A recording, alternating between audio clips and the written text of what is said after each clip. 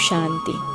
आज 18 सितंबर 2025 की बाबा की साकार मुरली है। मुरली के महावाक्य हैं, मीठे बच्चे, जब तुम फूल बनेंगे तब यह भारत कांटों के जंगल से संपूर्ण फूलों का बगीचा बनेगा। बाबा आया है तुम्हें फूल बनाने। प्रश्न है, मंदिर लायक बनने के लिए किन बच्चों पर विशेष ध्यान देना है? उत्तर है, मंदिर लायक बनना है तो चलन पर विशेष ध्यान दो। चलन बहुत मीठी और रॉयल होनी चाहिए। इतना मीठापन हो जो दूसरों को उसकी महसूसता आए। अनेकों को बाप का परिचय दो। अपना कल्याण करने के लिए अच्छी रीति पुरुषार्थ कर सर्विस पर लगे रहो। गीत है, बदल शायद दुनिया न बदलेंगे हम। ओम शांति। रूहानी बच्चे जानते हैं कि बाप ब्रह्मा द्वारा समझा रहे हैं। ब्रह्मा के रथ द्वारा ही समझाते रहते हैं। हम यह प्रतिज्ञा करते हैं कि श्रीमत पर हम इस भारत की भूमि को पतित से पावन बनाएंगे। भारत खास और दुनिया आम सबको यह पतित से पावन बनने का रास्ता बताते हैं। इतने ख्यालात हर एक को अपनी बुद्धि में रखना है। बाप कहते हैं, ड्रामा अनुसार जब तुम फूल बन जाएंगे और जब समय आ जाएगा तो संपूर्ण बगीचा बन जाएगा। बागवान भी निराकार को कहा जाता है, माली भी निराकार को कहा जाता है, साकार को नहीं।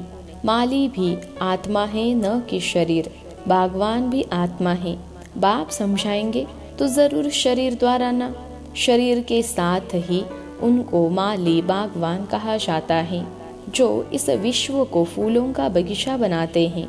बगीचा था जहाँ यह देवताएं रहते थे, वहाँ कोई दुख नहीं था। यहाँ इस कांटों के जंगल में तो दुख है। रावण का राज्य है, कांटों का जंगल है। फट से कोई फूल नहीं बनते। देवताओं के आगे जाकर गाते भी है कि हम जन्म जन्मांतर के पापी हैं, अजामिल हैं, ऐसी प्रार्थना करते हैं। अब आकर हमको पुण्य आत्मा बनाओ। समझते हैं हम पाप आत्मा हैं। कोई समय पुण्य आत्मा थे। अभी इस दुनिया में पुण्य आत्माओं के सिर्फ चित्र हैं। राजधानी के हेड्स के चित्र है और उन्हों को ऐसा बनाने वाला निराकार है शिव। उनका चित्र है बस, और कोई चित्र है नहीं। इसमें भी शिव का तो बड़ा लिंग बना देते हैं। कहते भी हैं कि आत्मा स्टार मिसल है, तो जरूर बाप भी ऐसा होगा ना, परंतु उनकी पूरी पहचान नहीं है। इन लक्ष्मी नारायण का विश्व में राज्य था। इनके लिए कहा भी कोई ग्लानि की बात नहीं लिखते। बाकी श्री कृष्ण को कब द्वापर में कब कहाँ ले जाते। लक्ष्मी नारायण के लिए सब कहेंगे स्वर्ग के मालिक थे। यह है तुम्हारी एम ऑब्जेक्ट। राधे कृष्ण कौन है? मनुष्य बिचारे एकदम मूंझे हुए हैं, कुछ नहीं समझते। जो बाप द्वारा समझते हैं वह समझाने लायक भी बनते हैं, नहीं तो लायक बन नहीं सकते, दैवी गुण धारण कर नहीं सकते। भल कितना भी समझाओ, परंतु ड्रामा अनुसार ऐसा होना ही है। तुम अभी खुद समझते हो, हम सब बच्चे बाप की श्रीमत पर भारत की रूहानी सर्विस करते हैं, अपने ही तन मन धन से। प्रदर्शनी अथवा म्यूजियम आदि में पूछते हैं, तुम भारत की क्या सेवा करते हो? तुम जानते हो हम भारत की बहुत अच्छी सर्विस करते हैं। जंगल से बगीचा बना रहे हैं। सतयुग है गार्डन, यह है कांटों का जंगल। एक दो को दुख देते रहते हैं। यह तुम अच्छी रीति समझा सकते हो। लक्ष्मी नारायण का चित्र भी बहुत अच्छा बनाना चाहिए। मंदिरों में बहुत खूबसूरत चित्र बनाते हैं। कहाँ गोरा कहाँ सावरा चित्र बनाते। उनका क्या राज है यह भी समझते नहीं। तुम बच्चों को अभी यह सारा ज्ञान है। बाप कहते हैं, मैं आकर तुमको मंदिर लायक बनाता हूँ, परंतु सब मंदिर लायक नहीं बनते हैं। प्रजा को तो मंदिर लायक नहीं कहेंगे ना। प्रजा उन्हों की होगी जो पुरुषार्थ कर बहुत सर्विस करते हैं। तुम बच्चों को रूहानी सोशल सर्विस करनी है। इस सेवा में अपना जीवन सफल करना है। चलन भी बहुत मीठी सुंदर होनी चाहिए, जो औरों को भी मीठेपन से समझा सके। खुद ही कांटा होगा तो किसको फूल कैसे बनाएंगे? उनका तीर पूरा लगेगा नहीं। बाप को याद नहीं करते होंगे तो तीर कैसे लगेगा? अपने कल्याण के लिए अच्छे रीति पुरुषार्थ कर सर्विस में लगे रहो। बाप भी सर्विस पर है ना, तुम बच्चे भी दिन प्रतिदिन सर्विस पर रहो। दूसरी बात समझाते हैं, शिव जयंती पर बहुत बच्चे तारे भेज देते हैं। उनमें भी ऐसी लिखत लिखनी चाहिए जो वह तारे किसको भी दिखाए तो समझ जाए आगे के लिए क्या करना है, उसका पुरुषार्थ किया जाता है। सेमिनार भी इसलिए करते हैं कि क्या क्या सर्विस करे जो बहुतों को बाप का परिचय मिले। तारे ढेर रखी हैं, इनसे बहुत काम ले सकते हो। एड्रेस डालते हैं, शिव बाबा केयर ऑफ ब्रह्मा। प्रजापिता ब्रह्मा भी हैं, वह रूहानी पिता, वह जिस्मानी। उनसे जिस्मानी रचना रची जाती है। बाप ही मनुष्य सृष्टि का रचता। कैसे रचना रचते हैं यह दुनिया भर में कोई नहीं जानते। बाप ब्रह्मा द्वारा अब नई रचना रच रहे हैं। ब्राह्मण ही चोटी, पहले पहले ब्राह्मण जरूर चाहिए। विराट रूप की है यह चोटी। ब्राह्मण, देवता, क्षत्रिय, वैश्य, शूद्र। पहले शूद्र तो हो नहीं सकते। बाप ब्रह्मा द्वारा ब्राह्मण रचते हैं। शूद्र कैसे और किस द्वारा रचेंगे? तुम बच्चे जानते हो कैसे नई रचना रचते हैं। यह एडॉप्शन है बाप की। कल्प कल्प बाप आकर शूद्र से ब्राह्मण बनाते हैं, फिर ब्राह्मण से देवता बनाते हैं। ब्राह्मणों की सर्विस बहुत ऊंची है। वह ब्राह्मण लोग खुद ही पवित्र नहीं है तो दूसरों को पवित्र कैसे बनाएंगे? कोई भी ब्राह्मण सन्यासी को कभी राखी नहीं बांधेंगे। वह कहेंगे हम तो है ही पवित्र। तुम अपना मुंह देखो, तुम बच्चे भी कोई से राखी नहीं बंधवा सकते। दुनिया में तो सब एक दो को बांधते हैं, बहन भाई को बांधती है।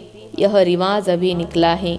अभी तुम शूद्र से ब्राह्मण बनने के लिए पुरुषार्थ करते हो। समझाना पड़ता है। मेल फीमेल दोनों पवित्रता की प्रतिज्ञा करते हैं। दोनों बता सकते हैं कि हम कैसे बाप की श्रीमत से पवित्र रहते हैं। अंत तक इस काम विकार पर जीत रहे तो पवित्र जगत का मालिक बनेंगे। पवित्र दुनिया सतयुग को कहा जाता है। सो अब स्थापन हो रही है। तुम सब पवित्र हो। विकार में गिरने वाले को राखी बांध सकते हो। प्रतिज्ञा कर और फिर पतित बने तो कहेंगे तुम राखी बंधवाने आए थे, फिर क्या हुआ? कहेंगे माया से हार खा ली। यह है युद्ध का मैदान। विकार बड़ा दुश्मन है। इन पर जीत पाने से ही जगत जीत अर्थात राजा रानी बनना है। प्रजा को जगत जीत नहीं कहेंगे। मेहनत तो राजा रानी करते हैं ना, कहते भी हैं हम तो लक्ष्मी नारायण बनेंगे। लक्ष्मी नारायण के बाद उनके तख्त पर जीत उनके बच्चे की होती है। वह लक्ष्मी नारायण फिर दूसरे जन्म में नीचे चले जाएंगे। भिन्न नाम रूप से बच्चे को गद्दी मिलती है तो ऊंच नंबर गिना जाएगा। पुनर्जन्म तो लेते हैं ना। बच्चा तख्त पर बैठेगा तो वह सेकेंड ग्रेड हो जाएगा। ऊपर वाला नीचे, नीचे वाला ऊपर आ जाएगा। तो अब बच्चों को ऐसा ऊंच बनना है तो सर्विस में लग जाना चाहिए। पवित्र होना भी बहुत ज़रूरी है। बाप कहते हैं मैं पवित्र दुनिया बनाता हूँ। अच्छा पुरुषार्थ तो थोड़े करते हैं, पवित्र तो सारी दुनिया बन जाती है। तुम्हारे लिए स्वर्ग की स्थापना करते हैं। यह ड्रामा अनुसार होना ही है। यह खेल बना हुआ है। तुम पवित्र बन जाते हो, फिर विनाश शुरू हो जाता है। सतयुग की स्थापना हो जाती है। ड्रामा को तो तुम समझ सकते हो। सतयुग में था देवताओं का राज्य, अभी नहीं है, फिर होना है। तुम हो रूहानी मिलिट्री। तुम 5 विकारों पर जीत पाने से जगत जीत बनने वाले हो। जन्म जन्मांतर के पाप कटने लिए बाबा युक्तियाँ बताते हैं। बाप एक ही बार आकर युक्ति बताते हैं। जब तक राजधानी स्थापन न हो जाए तब तक विनाश नहीं होगा। तुम बहुत गुप्त वॉरियर्स हो। सतयुग होना ही है कलयुग के बाद। फिर सतयुग में कभी लड़ाई होती नहीं। तुम बच्चे जानते हो सब आत्माएं जो भी पाड़ बजाती हैं वह सब नूंदा हुआ है। जैसे कठपुतलियाँ होती है ना, ऐसे नाचती रहती हैं। यह भी ड्रामा है, हर एक का इस ड्रामा में पार्ट है। पाड़ बजाते बजाते तुम तमो प्रधान बने हो, फिर अब ऊपर जाते हो, सतो प्रधान बनते हो।